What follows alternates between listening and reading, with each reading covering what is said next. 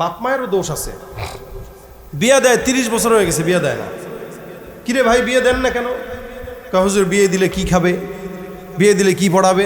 আরে বিয়ে দিলে কি খাওয়াবে কি পড়াবে এটা চিন্তা তো তোমার না, এটা চিন্তা আল্লাহ। কারণ আল্লাহ পাক বলেছেন মা মিন দাব্বাতিন ফিল আরদি ইল্লা আলাল্লাহি রিজকুহা, কি রিজিক হবে এটা আল্লাহ পাক রব্বুল আলামিন দুনিয়া শুরু করার 50,000 বছর আগে লিখে দিয়েছেন। সুবহানাল্লাহ বিহামদি। কে লিখেছেন এটা? এখন যারা রিজিকের অভাবে বিয়ে করে না, খাওয়াবো কি, এখনো নিজের পায়ে দাঁড়াইতে শিখি নাই, তো শিয়ালের পায়ে দাঁড়ায় না বান্দরের পায়ে দাঁড়ায়? নিজের পায়ে দাঁড়াইতে শিখি। আজীব অবস্থা। সময় মতো বিয়ে দেন। আল্লাহ পাক বলেন ইয়াকুনু ফুকারা ইউগনিহিমুল্লাহু মিন ফাদলি, তুমি সময় মতো বিয়ে করবা। যদি গরিবও থাকো আমি আল্লাহ তোমার রহমত দিয়া বড়লোক বানায় দেব। জোরে বলেন সুবহানাল্লাহ। কারা কারা বিয়ে করেন নাই হাত তুলেন তো। করেন নাই কারা কারা হাত তুলেন না, লজ্জা পায় কে? করে নাই কারা কারা হাত তুলেন। আপনারাও তো করেন নাই, দেখছেন অবস্থা। হাত তুলে রাখেন, তুলে রাখেন। অনেক পোলাপান আছে এখানে বয়স 30-এর কাছাকাছি হয়ে যাচ্ছে, এখনো বিয়ে করে নাই। এদেরকে এদের মা বাপের কাছে তো আওয়াজ যাচ্ছে, এদেরকে বিবাহের ব্যবস্থা করে দেন। খুশি নি? হাত নামান। চিন্তা করছেন অবস্থা। বিয়ে করছেন কারা কারা হাত তুলেন। করছেন করছেন করছেন কারা কারা? হ্যাঁ হাত উঠান। দেখছো লজ্জা পায়। দেখেন তো কে করছে হাত তুলে নাই, তার মানে সে আরেকটা করতে চায়। যে হাত তুলে নাই সে কি করতে চায়?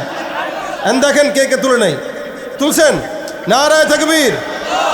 শুধু বিবাহিতরা নারায়ে তাকবীর। এবার হাত নামান। অবিবাহিতগুলো দেখি আবার। আমি দেখবো বিবাহিত বেশি না অবিবাহিত বেশি। অনেক পোলাপাইন দেখছেন হাত তুলে না। এ চিন্তা করছে আমার বাপে তুলে নেয়, আমি তুলবো কেন? আবারও নারায়ে তাকবীর। হ্যাঁ করে নাই? সুবহানাল্লাহ। আর কিছু বললাম না, আপনাদের দায়িত্ব দিয়ে দিলাম। ঠিক আছে, হাত নামান। সময় মতো বিয়ে করা দরকার আছে না নাই? আমি সময় মতো বিয়ে করছি আলহামদুলিল্লাহ। আমি আমার নাতি পুতি দেখে যাওয়ার ইচ্ছা আছে। আমার ছেলে মেয়ে 3টা। কয়টা? তার মানে আমার যদি বয়স মোটামুটি 50-এর কাছাকাছি যে আমার ছেলের বিয়ে হয়ে যাবে আলহামদুলিল্লাহ। এটা একটা ভালো না? এখন আপনি বিয়ে করবেন 35 বছরে, এরপরে 35 বছরে বিয়ে করার পর আমাদের দেশের তো একটা টেন্ডেন্সি আছে যে কি বিয়ে করবে আরও 7 বছর মিনিমাম গ্যাপ দিবে সে।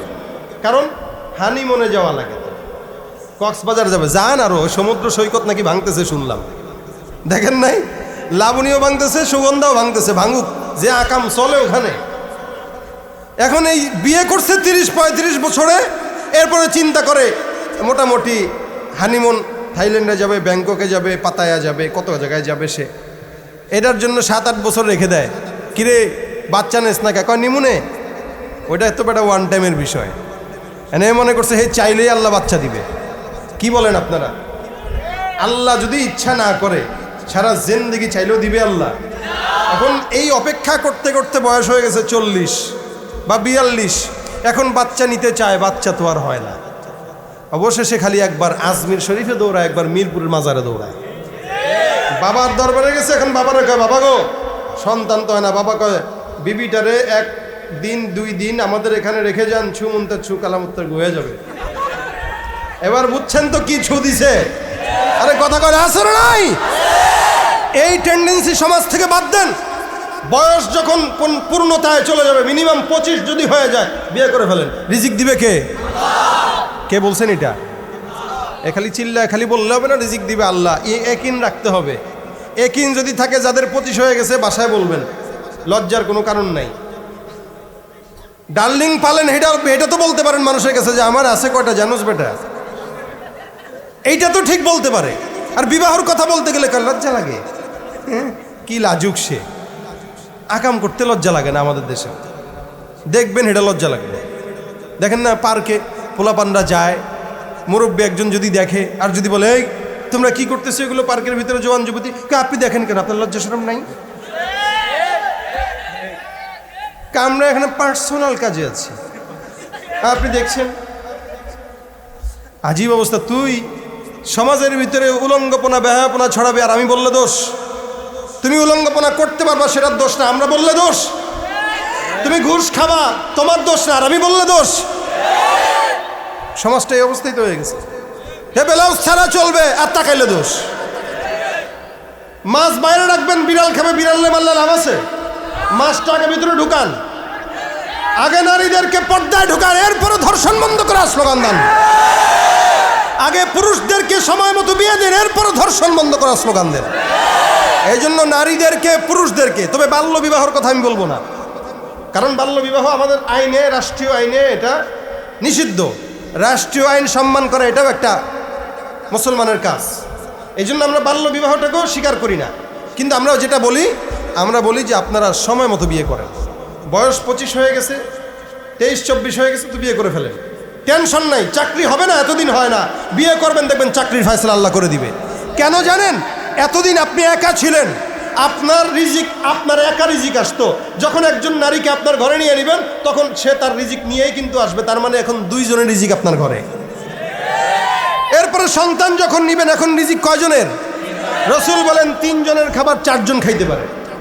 3 জনের খাবার কজন খাইতে পারে? 4 জন। তার মানে রিজিক বাড়ছে না কমছে? এবার গাধা যদি হন তাহলে বললেন যে রিজিক কমবে, যদি গাধা হন।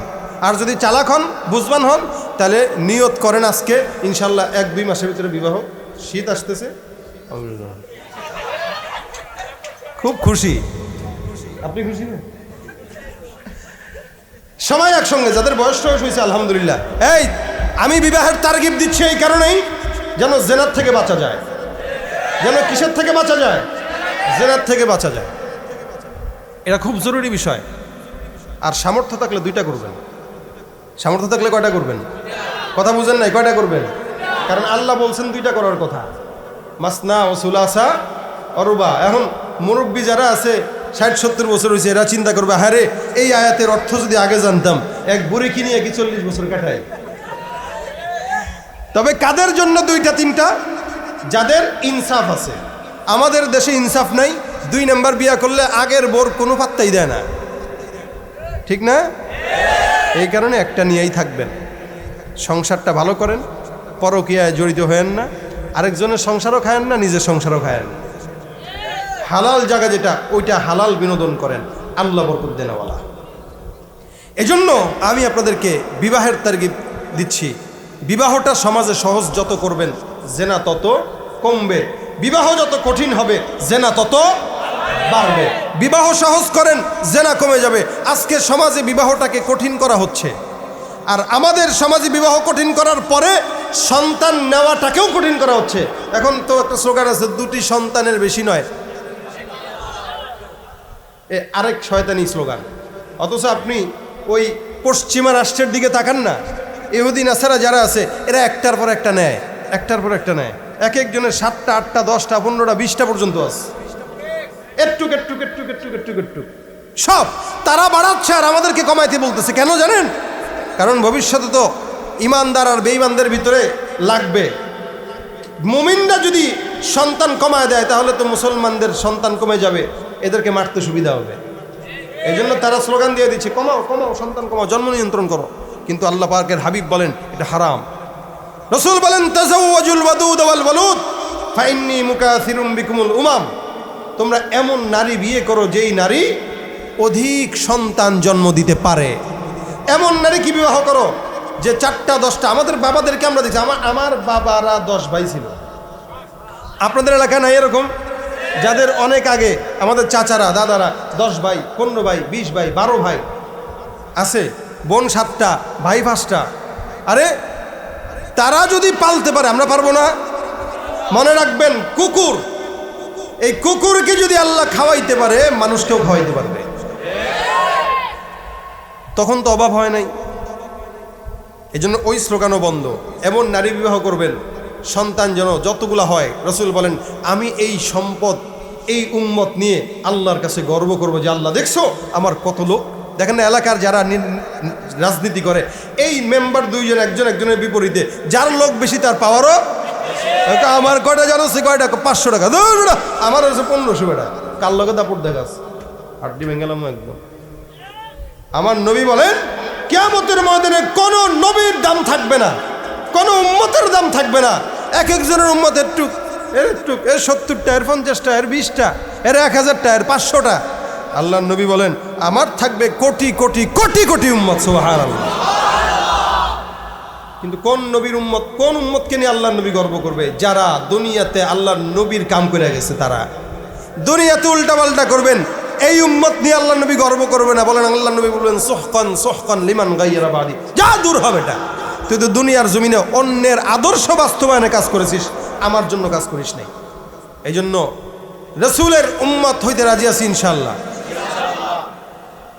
আজকে আমার মূল কথার এটাই হচ্ছে মূল বিষয়, জেনার থেকে বাঁচেন।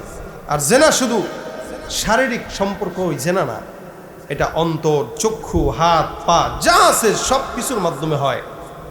যুবকরা আজকে সমাজে জেনায় লিপ্ত, যে কোনো না যে কোনোভাবে। হাতে মোবাইল যেহেতু আছে, শুয়ে শুয়ে জেনা করতেছে, নিজেও জানে না, মুভি দেখতেছে, চিন্তা করতেছে, শুয়ে শুয়ে মোবাইল। এখন তো আগের টিভি থাকতো ঘরের ভিতরে, এখন টিভি লাগে না, এখন মোবাইলটাই সব পকেটের ভিতরেই সব রেখে দিচ্ছি। এখন আপনি চিন্তা করবেন আপনি আপনার মোবাইলটাকে কি কাজে লাগাবেন, এটা আপনার চিন্তা। আপনি যদি ভালো কাজে লাগান তো ভালো, খারাপ কাজে লাগালে খারাপ। যে যুবকরা আজকে মাহফিল করেছে, এই যুবকরা যদি প্রত্যেক বছর এরকম শুধু মাহফিলই না, এই যুবকরা যদি মাসে একবার যদি একটু আল্লাহর রাস্তায় যায়, বের হয়, একটু 3 দিনে বের হইলো, একটু কোনো জিকিরের হালকা হইলো, সেখানে গেল, মাথায় যদি পাগড়ি লাগায় 10 জন যুবক যদি এলাকায় হাঁটে, যে আমরা 10 জন যুবক ইসলামের খেদমতে কাজে নিয়োজিত হয়ে গেলাম, দেখবো এই এলাকায় চাঁদাবাজি করে কে, দেখবো এই এলাকায় সন্ত্রাসী করে কে। 10 জন যুবক যদি একসঙ্গে হয়ে যায়, দেখবেন এলাকা থেকে জেনা, ব্যভিচার, সন্ত্রাসী সব উঠে যাবে ইনশাআল্লাহ। সম্ভব না অসম্ভব? সন্দেহ আছে আপনাদের?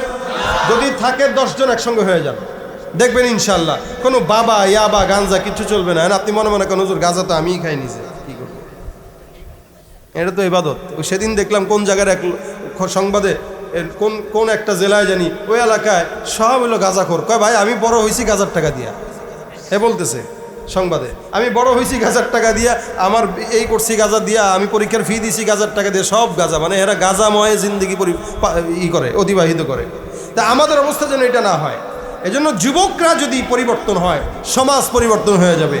যুবকরা পরিবর্তন, জিকিরওয়ালা হয়ে যাবে, সমাজ জিকিরওয়ালা হয়ে যাবে। যুবকরা আল্লাহওয়ালা হয়ে যাবে, সমাজ আল্লাহওয়ালা হয়ে যাবে ইনশাআল্লাহ, ঠিক না?